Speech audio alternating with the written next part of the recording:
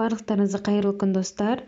Stories макет жасау үшін мен сіздерге екінші приложениемен қалай жұмыс жасау керектігін көрсететін боламын. Ол бізде Story Check деп аталады. Бұл жерде мынандай коронаның суреті тұрған анимационный видеолардың барлығы бізде платный деген сөз. Оларға жақындамаған дұрыс, өйткені олар ақша сұрайды.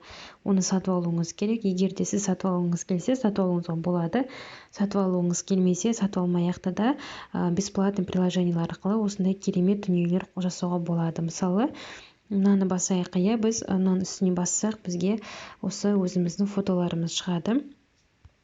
Мына суретті алайық мысалы. Мына суретті алғаннан кейін галочкамызды басамыз. Бұл сурет уже бет үлкейтіп не істесек, ондағы нелер көрінбейді.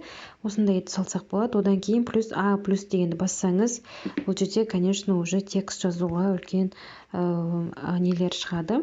Өзіңіз қалағанша текст жазуыңызға болады. Мынаның үстіне бассаңыздар, бұл жерден редактировать етіп, мысалы, Stories макеттеге бағанағыдай галочкамен сақтап қоямыз. И плюс бұл жерде сіз өзіңіз қажетті нені қоюыңызға болады. Шрифтті, любой шрифтті қойып, галочкамызды басып, плюс музыка салуға болады. Музыка салып галочка бассаңыздар, мысалы, сіздің мынандай болса.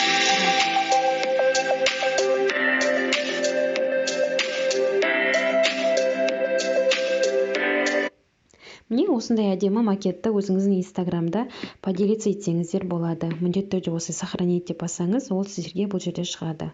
Барлықтарыңызға рахмет. Видео сіздерге ұнаса, міндетті түрде лайк басып, түсінбесеңіз комментарий жазып, және де подписаться етуді ұмытпаңыздар.